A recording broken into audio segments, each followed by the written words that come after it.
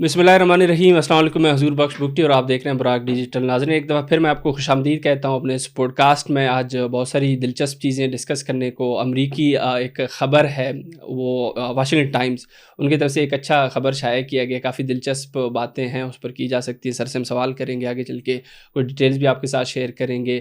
ایک اور چیز ہمیشہ سے ہم اپنے پوڈ کاسٹ میں آپ کو بتاتے رہتے ہیں، ہمارے گیسٹ بھی بات کرتے رہتے ہیں، بھارت کی جو ریاستی دہشت گردی ہے وہ بھی بڑھتی جا رہی ہے، مختلف ریجنز میں پھیلتی جا رہی ہے۔ کینیڈا کی بات کریں، یو ایس اے کی بات کریں، ابھی تو بنگلہ دیش تک بھی مطلب وہ اس طرف بھی آ گئے ہیں۔ بنگلہ دیش کے ساتھ ابھی ریسنٹلی جو ان کی چیزیں چل رہی ہیں اس حوالے سے بھی سر سے بات کریں گے۔ اور آخر میں بلوچستان کے حوالے سے کچھ نئی چیزیں آ رہی ہیں، نئے ڈیولپمنٹس آ رہے ہیں، سرمایہ کاری والی خبریں آ رہی ہیں، تو یہ خوشائند چیزیں عوام کے لیے بھی فائدہ مند ہو سکتی ہیں۔ اوورآل بلوچستان کی حکومت کی ذمہ داریاں اس پر کیا ہوں گی، اس حوالے سے بھی سر سے بات کریں گے۔ ساری چیزوں پر بات کرنے کے لیے اسٹوڈیو میں میرے ساتھ موجود ہیں عبداللہ خان صاحب، ان سے بات کرتے ہیں۔ سر خوش آمدید۔ السلام علیکم۔ وعلیکم السلام۔ سر سب سے پہلے تو امریکی خبر ہے، واشنگٹن ٹائمز، انہوں نے 2025 کے حوالے سے ایک خبر شائع کی ہے اور بتایا کہ ایک جو یو ایس اے کی پالیسی تھی، مطلب انڈیا فرسٹ والی، ابھی اس سے ہٹ کر پاکستان کے حق میں چیزیں آئی ہیں، تو اس پالیسی شفٹ کے حوالے سے میں آپ سے سوال کرنا چاہوں گا، ریزنز کیا ہو سکتے ہیں اور کتنا خوش آئند ہے یہ؟ دیکھیے، اس کی جو امریکہ کی پالیسی شفٹ بیسیکلی آپ کہہ لیں کہ پچھلے دور سے ہی سٹارٹ ہو گئی ہوئی تھی، جو بائیڈن کے دور میں۔ اب میں نے ایک پالیسی انالیسس بھی کیا جو بائیڈن کے دور سے اور پھر سبسیکوینٹلی ٹرمپ کے دور میں۔ ٹرمپ کے دور میں تو نیکسٹ لیول پہ چیزیں چلی گئیں، لیکن پچھلے دور میں ہی امپروو ہونا شروع ہو گئی تھیں۔ آپ کو اگر یاد ہو، جو امریکہ کے یہاں پہ سفیر تھے ڈونلڈ بلوم، وہ گوادر بھی گئے تھے، اور امریکہ کا جو نقطہ نظر تھا گوادر سی پیک کے حوالے سے، اس میں بھی شفٹ آیا۔ پہلے وہ اس کے خلاف باتیں کرتے تھے، پھر کوآپریشن کی باتیں سٹارٹ ہو گئیں، اور گوادر ان کا جانا بھی ایک سمبولک تھا کہ بھی ہم اس کے خلاف نہیں ہیں۔ پھر انہوں نے پاکستان میں بہت ساری جو ہے نا وہ آپ کہہ لیں کہ ایسے اقدامات کیے جس سے لگ رہا تھا کہ ہمارے تعلقات بہتر ہوں گے۔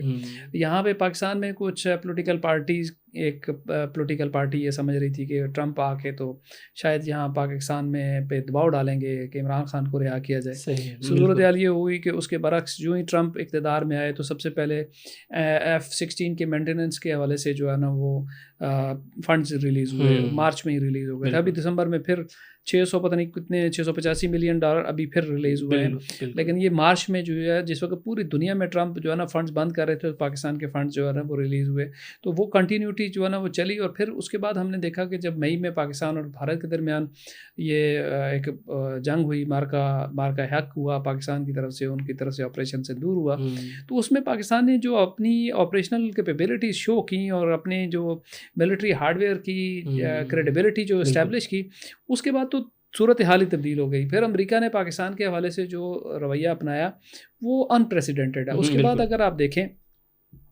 میں آج بھی اس پہ کچھ کام کر رہا تھا تو میں نے دیکھا کہ یہ پہلی دفعہ ہے ایک ہی سال میں ہمارے سروسز چیف، ہمارے آرمی چیف کے 3 دورے امریکہ کے، ہمارے ایئر فورس کے جو چیف ہیں سندھو صاحب، ان کا دورہ، اور جو ہمارے نوید اشرف جو ہیں ہمارے نیول چیف، ان کا دورہ، تینوں سروسز چیف کے ایک ہی سال میں۔ اب مجھے نہیں پتا کہ جو اس وقت چیئرمین جوائنٹ اسٹاف تھے وہ بھی امریکہ گئے یا نہیں، لیکن یہ تینوں جو ہے نا وہ ایک ہی سال میں گئے، اور اس سے پہلے کبھی نہیں دیکھا کہ اتنے بڑے لیول پہ پاکستان کو ریسیپشن وہاں ملی۔ یہ سارا آپ کہہ لیں مئی کے بعد ہوا۔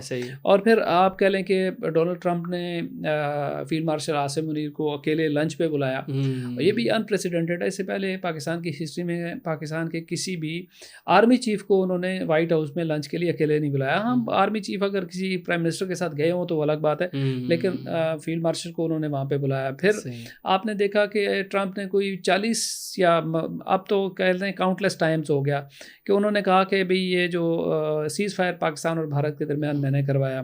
پھر آپ نے دیکھا کہ انہوں نے فیلڈ مارشل عاصم منیر کے بارے میں کہا کہ یہ بڑے بہادر آدمی ہیں، اور وہ لفظ مجھے بھول گئے، فیوریٹ بھی کہہ دیا، ہاں فیوریٹ بھی کہا، 2-3 دفعہ انہوں نے کہا۔ پھر جب شہباز شریف صاحب کے ساتھ کو انہوں نے دیکھیں، وہاں پہ کوئی 10 ملکوں کے سربراہان کھڑے ہوئے تھے، اور شہباز شریف کو بلا کے تو گفتگو کرائی۔ تو یہ جو تعلقات میں وارم اپ ہے، یہ اس سے پہلے کبھی بھی میں نے اپنی زندگی میں نہیں دیکھا امریکہ پاکستان کے تعلقات میں اتنی قربتیں آئی ہوں۔ اور یہ پاکستان کے لیے بہت اچھا ہے کہ پہلی دفعہ پاکستان ڈی کپل ہو گیا انڈیا سے۔ پہلے وہ پاکستان انڈیا کو انڈیا کے لینس سے دیکھنے کی کوشش کرتے تھے، کشمیر میں پاکستان کے اوپر دباؤ ڈالنا ہو اور کسی اور ڈومیسٹک حوالے سے دباؤ ڈالنا، افغانستان کے حوالے سے پاکستان کو امریکی دیکھتے ہی تھے کہ انڈیا کے لینس سے. اب یہ جو ڈی کپلنگ ہوئی ہے اور ہم نے یہ ڈی کپلنگ میں اپنا جو کردار شو کیا ہے یہ مارکہ حق میں آپریشن بنیان مرصوص میں، اس نے جو ہمارا جو اسٹیچر اوپر لے کے گیا اس کی وجہ سے یہ ہوا ہے کہ اب ہمیں وہ ایک الگ آزاد اور کریڈیبل ملک کے طور پہ دیکھ رہے ہیں. جبکہ اس کے مقابلے میں آپ دیکھیں ٹیرف ہمارے اوپر 29% تھا، 19% پہ وہ ریڈیوس ہوا. انڈیا کے اوپر 25% سے انہوں نے 50% کر دیا. صحیح. اور انڈیا کو انہوں نے مطلب اس سارے پیریڈ کے دوران انڈیا کے حوالے سے جو ٹرمپ نے ڈرم بیٹنگ کی اور ان کو کوئی جگہ ایسی چھوڑی نہیں جہاں ان کو رسوا کرنے کا موقع اس کو ملا اور اس نے وہ موقع سے فائدہ نہ اٹھایا ہو. لیکن یہ بات اپنی جگہ ہے، لیکن یہ ذہن میں رکھیے گا ابھی امریکہ نے اپنی جو نیشنل سیکورٹی اسٹریٹجی 2025 جو ابھی دسمبر میں لانچ کی ہے اس میں بہرحال انہوں نے انڈیا کو اپنا اسٹریٹجک پارٹنر کہا ہے، اور وہ خاص طور پہ چائنا کی کنٹینمنٹ کے حوالے سے اسٹل وہ انڈیا کو اپنے ایک پارٹنر کے طور پہ دیکھ رہے ہیں. اب مسئلہ یہ ہے کہ کیا چائنا کی کنٹینمنٹ جو ہے نا وہ اس حوالے سے انڈیا اب ایک کریڈیبل پارٹنر ہے یا نہیں. بہرحال وہ کوارڈ میں بھی ابھی بھی شامل ہے، اور وہ میرا خیال ہے کہ اپنی حیثیت کو دوبارہ منوانے کے لیے شاید چائنا کے حوالے سے کوئی ایگریسو پوسچر انڈیا بنائے، لیکن اس کے اوپر بڑا پریشر ہے کیونکہ ریسنٹلی چائنا نے اس کو سمجھانے کی کوشش کی کہ ہم ادھر اکٹھے اسی خطے میں رہتے ہیں. اور آپ کو پتہ ہی ہے کہ چائنیز فارن منسٹر انڈیا گئے تھے اور پھر دونوں کے درمیان تعلقات میں قدرے بہتری آئی. تو اور پھر ایس سی او کے اجلاس میں مودی بھی گئے چین میں، جب ایس سی او کا اجلاس ہوا تو وہ چین اس کو سمجھا رہا ہے کہ دیکھو دوسروں کے ہاتھوں میں نہ کھیلو. ہم بھی انڈیا کو یہی سمجھا رہے ہیں کہ دیکھو اسی خطے میں رہنا ہے یار. سار کو آپ نے جو ہے نا ہوسٹیج بنا لیا، ایس سی او کو آپ نے ہوسٹیج بنانے کی کوشش کی، برکس کو آپ چلنے نہیں دیتے کس لیے؟ امریکہ کے لیے. اور اس امریکہ نے آپ کو جوتے مارے ہیں اس پورے سال. وجہ کیا ہے؟ وجہ یہ ہے کہ آپ کی کریڈیبلٹی جو ہے نا وہ اسٹیبلش نہیں ہو سکتی. اگلے سوچ رہے ہیں کہ ایک چھوٹا ملک چین کے مقابلے میں ہم تو بہت چھوٹے ہیں، وہ اس کی ملٹری مائٹ تو ہم سے بہت کم ہے. وہ ایک چھوٹے ملک کے مقابلے میں آپ کی یہ حالت تھی، تو اگر چین سے مقابلہ ہو گیا تو کیا کریں گے؟ تو یہ بات تھوڑی لمبی ہو گئی.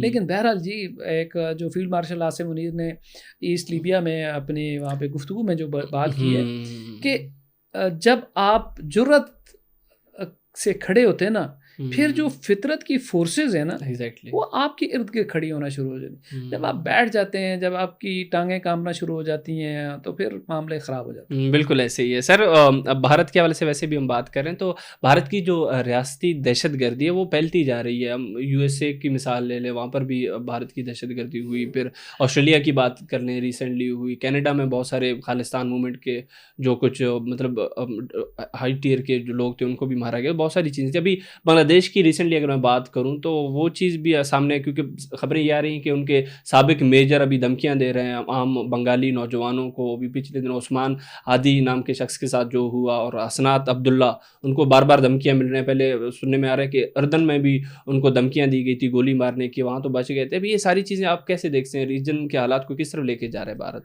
دیکھیے میں نے جیسے پہلے کہا کہ ہندوستان اپنے خطے کو چھوڑ کے کسی اور کے لیے ایک پراکسی بننے کے عمل کے دوران اس خطے میں اپنی ریلیونس کھو بیٹھا. صحیح. بنگلہ دیش سے اس کو جو شکست ہوئی وہ آپ کہہ لیں کہ 1971 سے اب تک ہندوستان نے وہاں پہ اپنے پاؤں جمائے ہوئے تھے. اور یہ اس کے بعد پاکستان کی بہت بڑی کامیابی کے طور پہ آپ اس کو انڈیا میں دیکھا جا رہا ہے، اور ہے بھی. کیونکہ دیکھیں پاکستان اور ان کی ملٹری کے جتنے ڈیلیگیشنز آئے گئے اور جتنی وہاں پہ آپ پاکستان کے جھنڈے لہرا رہے ہیں، لوگ انڈیا کو وہاں سے بھاگنے کا کہہ رہے ہیں، تو یہ ایک ایسی چیز ہے جس نے انڈیا کو فرسٹریٹ کر کے رکھ دیا. اب وہ اس کو ریکلیم کرنے کے لیے بلوچستان بنگلہ دیش میں بہت سی نیگیٹو ایکٹیویٹیز میں ملوث ہیں ہندوستانی.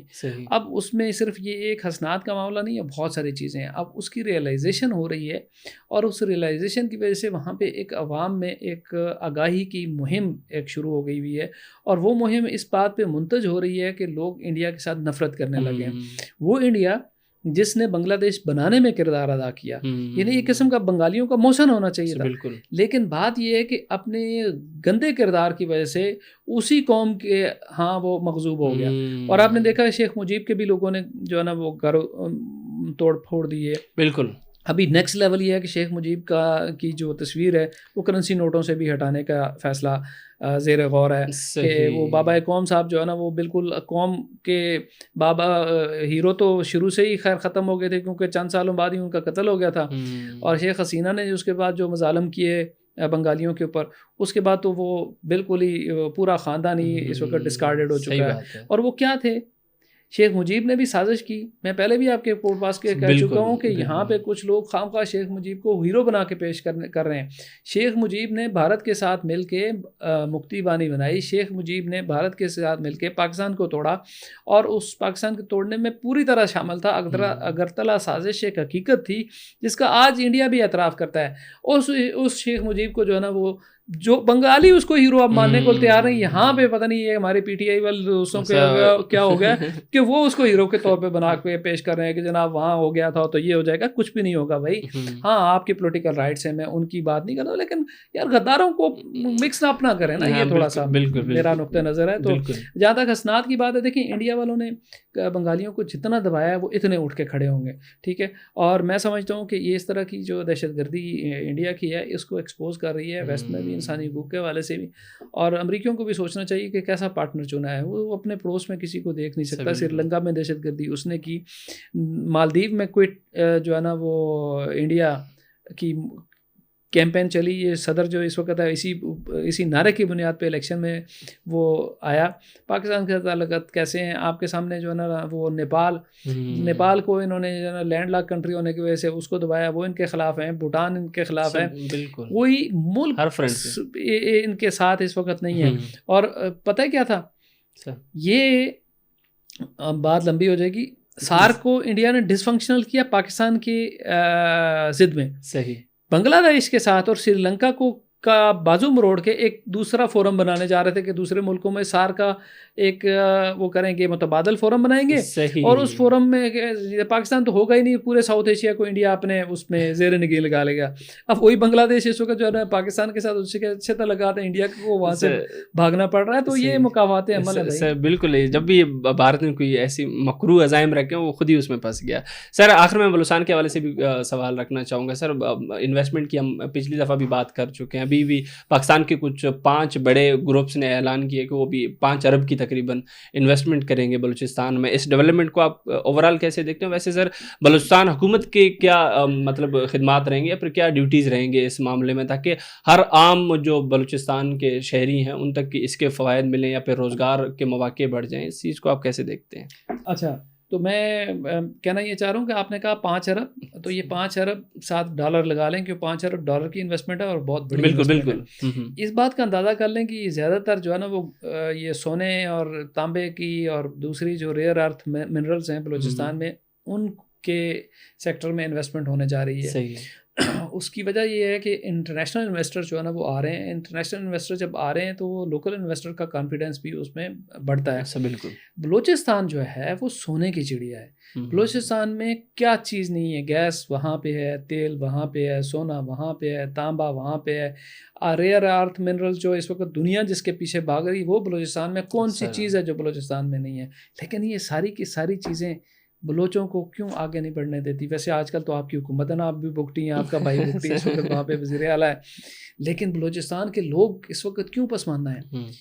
کیوں کہ اس وقت یہ جو لوگ بلوچستان کی آزادی کے نام پہ بلوچوں کو ہوسٹیج بنائے ہوئے ہیں، یہ ڈاکٹر اللہ نظر ہو گئے، بشیر زیب، بالکل، یہ مجھے تو سمجھ نہیں آتی یہ لوگ چاہتے کیا ہیں۔ ایک ایسا خطہ جو پورے علاقے میں ایک رول ماڈل بن سکتا ہے، دیکھیں یہاں سے سونا نکال کے کوئی کدھر لے کے جائے گا، کوئی کدھر لے کے جائے گا، تو بلوچ ترقی کیوں نہیں کرے گا؟ کیونکہ یہاں بلوچ کو آپ نے سیکیورٹی کے ایک تو اس میں چکر میں ڈالا، ایک دوسرا آپ نے اس کو آزادی کے جھوٹے جعلی خواب دے کے اس کے اندر سے ٹیکنیکل ایجوکیشن اور اس طرف جانے کا وہ خواب ہی مار دیے۔ آپ نے کہا کہ جناب گن اٹھاؤ، پہاڑ پہ چڑھو، لڑو، مارو، مرو، بس یہ بلوچ کا مقدر بنا کے رکھ دیا۔ یار یہ جو سونا بلوچ کا ہے، یہ سونا ایکسٹریکشن میں بلوچ آگے آ سکتا ہے نا۔ بلوچستان میں ایک اور بڑی چیز جو ہے، بلوچستان کے جو امیر ہیں وہ بے تحاشے امیر ہیں، بالکل، اور جو غریب ہیں وہ بیچارے بے تحاشے غریب ہیں۔ اب وہ جو بلوچستان کے امیر لوگ ہیں ان کا پیسہ کہاں ہے؟ ان کا پیسہ کسی کے دبئی میں لگا ہوا، کسی کا یورپ میں لگا ہوا، کسی کا کراچی میں لگا ہوا ہے، وہ بھی بلوچستان میں پیسہ نہیں لگاتے. کیوں کہ BLF والوں نے وہاں پہ انوائرمنٹ ایسا بنا دیا ہوا ہے کہ کوئی پیسہ بلوچ بھی اپنا پیسہ وہاں لگانے کے لیے تیار نہیں ہے. تو یہ جو اتنی بڑی انویسٹمنٹ آ رہی ہے تو اس کے لیے سیکیورٹی بڑی امپورٹنٹ چیز ہے. ایک تو ہماری سیکیورٹی فورسز کا کام ہے کہ سیکیورٹی مزید امپروو کریں، لیکن سب سے بڑی بات یہ ہے، سب سے اہم چیز یہ ہے کہ عام بلوچ یہ سوال اٹھائے کہ حضرت بشیر زیب صاحب، حضرت مولانا ڈاکٹر اللہ نظر صاحب، خدا کے لیے یہ دنیا ادھر اگر ہمارے یہاں ترقی کرنے آ رہی تو کرنے دینا یار. آپ ان کو کیا کہتے ہو؟ آپ چلیں لڑو، پاکستانی سیکیورٹی فورسز کے ساتھ جان ہے تو یہ بھی لڑنے کے لیے تیار بیٹھے ہیں، یہ کبھی بھی آپ سے گھبرائیں گے نہیں. ٹھیک ہے، ان کے ساتھ جو انویسٹروں کو کیوں دھمکیاں دیکھ لینا، انویسٹروں کو دھمکیاں دیتے ہیں. اب ان کو بھی دھمکیاں ملیں گی، یہ لوگ بھی آئیں گے. اچھا یہ دھمکیاں دیتے کیوں ہیں؟ دھمکیاں دیتے ہیں کہ ان سے یہ پیسے کمانے کے لیے دیتے ہیں. ٹھیک ہے، یہ کوئی بلوچستان کے کاز کوز کے لیے کوئی نہیں کرتے. جتنے بھی ہیں ٹھیکیدار ہیں وہاں کام کرتے ہیں، ان کو پیسے دے کے. اب بھتا دے کے پیسے کو کون سا ٹھیکیدار جو ان کو بھتا نہیں دیتا؟ بھتا دے کے جو کام ہو سکتا ہے تو اس کا مطلب ہے کام کا مسئلہ نہیں ہے، مسئلہ کیا ہے؟ پیسے کا ہے. تو خیر یہ ان کے لیے بھی ایک اچھی خبر ہے، یہ بشیر زیب کے لیے اور مولانا اللہ نظر صاحب کے لیے بھی کہ جناب یہ $5 ارب آ رہے ہیں تو وہ بھی دیکھ رہے ہوں گے اچھا یار ہمارے پاس بھی کچھ چیز آئے گی. لیکن میں ان کو کہتا ہوں یار تم لے لو بتے شتے، لیکن ان غریب بلوچ کو تو ترقی کرنا، اس کو جس ایک عجیب و غریب خواب کے پیچھے لگایا ہوا ہے. اور عام بلوچ نوجوان کو بھی سوچنا چاہیے. رہی آپ کی بگٹیوں کی حکومت کی بات، تو آپ لوگوں کا بھی اس میں بڑا بنیادی رول ہے کہ دیکھیں میں پہلے بھی کہہ رہا ہوں، اس میں فاسٹ ٹریک پہ ٹیکنیکل ٹریننگ جتنی بھی یہ منرل ایکسٹریکشن کے حوالے سے جو بھی ہے، اس کے لیے بلوچستان کی گورنمنٹ کو فاسٹ ٹریک لیول پہ اسکل ڈیولپمنٹ ایسی کرنی چاہیے کہ کوئی نوکری باہر کا کوئی بندہ نہ لے. لیکن دیکھیں اب کام تو نہیں روکا جا سکتا نا. اگر بلوچ نوجوان پہاڑ کی طرف چڑھ جائے گا تو کام تو پھر KP کا نوجوان آئے گا نا، پھر سندھ کا نوجوان، پنجاب کا نوجوان تو آئے گا. تو اس لیے یہ گورنمنٹ کی ذمہ داری یہ ہے کہ اس وقت فاسٹ ٹریک پہ جو ہے نا وہ ٹیکنیکل ٹریننگ اسپیسیفکلی جتنی بھی یہ ڈگنگ شگنگ ہوتی ہے، یہ مائنس کے حوالے سے، اس کے حوالے سے اس کے اوپر کرے اور لوگوں کو انکریج کرے. اب وہاں پہ آپ نے دیکھا کہ یہ کوئلے کی کانوں میں کام بندے کہاں سے کام کر رہے ہوتے ہیں، کوئی کشمیر سے آ کے کر رہا ہوتا ہے، کوئی پنجاب سے آ کے کر رہا ہوتا ہے، کوئی KP سے آ کے کر رہا ہوتا ہے، کوئی ہزارے سے آ کے کر رہا ہوتا ہے. وہ مقامی بلوچ کیوں نہیں کرتے؟ تو اس لیے کہ آپ نے ان کو نہ کوئی اسکلز سکھائی ہیں، نہ اس طرف وہ آپ نے ان کو کیا ہے. آپ نے بھی نہیں کیا، وہ دوسروں نے کہا چلو جی پہاڑ پہ چڑھو. تو یہ دونوں کو اپنا کام کرنا پڑے گا، ان کو بیک فٹ پہ جانا پڑے گا. یہ جو سو کال بلوچستان کے آزادی کے علمبردار ہیں، اور بلوچستان کی گورنمنٹ کو جو ہے نا وہ کرنا پڑے گا فاسٹ ٹریک پہ ٹیکنیکل ٹریننگ. ہو سکتا ہے کر رہے ہوں، میرے علم میں تو نہیں ہے، لیکن میں تو ایک تجویز دے رہا ہوں کہ اس وقت بلوچستان کی طرف ساری دنیا دیکھ رہی ہے. امریکی بھی آ رہے ہیں، صرف پہلے چین تھا نا، اب امریکی بھی آ رہے ہیں، اب ہمارے لوکل انویسٹر بھی آ رہے ہیں. ہاتھی کے پاؤں میں سب کا پاؤں، امریکہ آیا تو پورا یورپ آئے گا. ٹھیک ہے، تو اس وقت جو ہے نا وہ ضرورت یہ ہے کہ پرائیورٹائز کریں. میں انویژن کر سکتا ہوں کہ بلوچستان میں صرف سیکیورٹی کا مسئلہ حل ہو جائے تو بلوچستان کا نوجوان اتنا پراسپر ہوگا، اتنا امیر ہوگا کہ وہ جناب پورے پاکستان کے لوگ بلوچستان کے نوجوانوں پر رش کریں گے. بالکل، لیکن ضرورت اس بات کی ہے کہ وہاں پہ سیکیورٹی کی صورتحال بہتر ہو جائے. سر بالکل sir, thank you so much for time. ناظرین، آپ عبداللہ خان صاحب کو سن رہے تھے. سر نے بہت سارے موضوعات پر صحیح تبصرہ کیا اور آخر میں کچھ سجیشن بھی دیے ہیں حکومت کے لیے. بالکل غور کرنا پڑے گا حکومت کو بھی، تاکہ زیادہ سے زیادہ فائدہ بلوچستان کی عوام کو. امید کرتے ہیں پوڈ کاسٹ آپ کے لیے کافی انفارمیٹیو رہا ہوگا. اسی امید کے ساتھ میں آپ کی اجازت ہوں گا. بہت بہت شکریہ.